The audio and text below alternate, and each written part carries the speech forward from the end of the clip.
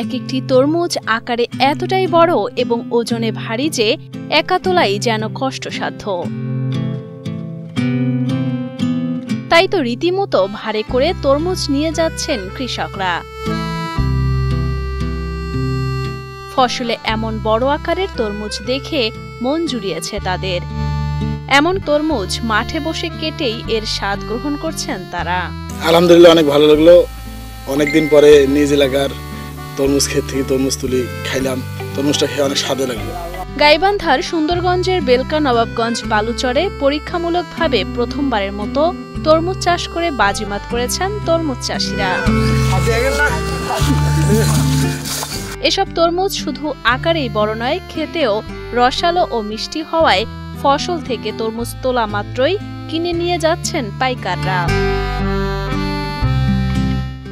ফলন ভালো ও দাম ভালো পাওয়ায় খুশি প্রকাশ করেন কৃষকরা। তরমুজের ফসল আমাদের খুব ভালো হয়েছে। আমরা নতুন ফসল করছি, জীবনে করি নাই। যতটুকু বাজারজাত করছি খুব আর কি ভালো, ওজনেও ভালো, ফলও ভালো হয়েছে।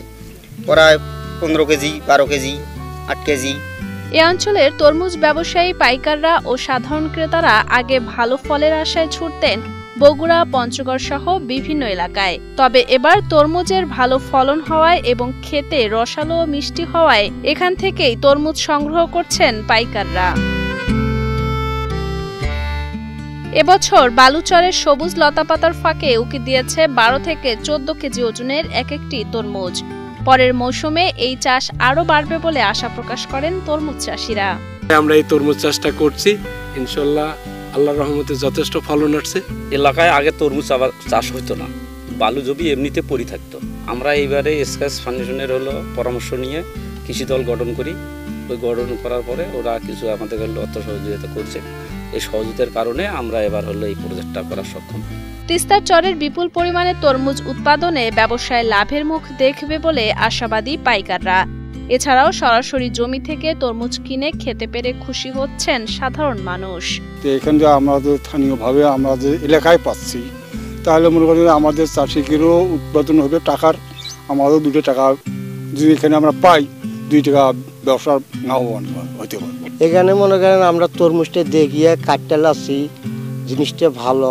আমাদের তরমুজের ভালো মান দেখে ব্যাপারীরা আমাদের মাঠে যাচ্ছে, তরমুজের প্রজেক্টে আসিয়ে আমাদের তরমুজ এখান থেকে সে নিয়ে যাচ্ছে। আমরা ভালো মানেই বিক্রি করতে পারছি। বন্যা পূর্ব সময়ে আরো পরিত্যক্ত জমিতে তরমুজ চাষের জন্য সহযোগিতা করা হলে অর্থনৈতিকভাবে সচ্ছল হবেন বলে দাবি উদ্যোক্তাদের। তো আমরা চিন্তা ভাবনা করছি যে পরবর্তীতে আমরা এরকম ফলন যাতে আমরাও করতে পারি, সেরকম চিন্তা ভাবনা আমাদের করছি আর কি। আসছি সকালবেলা, দেখে আমার এতটাই ভালো লাগছে যে আমি কখনো তরমুজের ক্ষেত দেখিনি।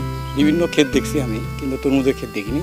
খুব ভালো লাগছে। বেলকা নবাবগঞ্জ কৃষক দলে এই সাফল্যকে জলবায়ু পরিবর্তন মোকাবেলা করে টেকসই অভিযোজন নিশ্চিতকরণের সফল অংশ হিসেবেই ভাবছেন উদ্যোক্তারা।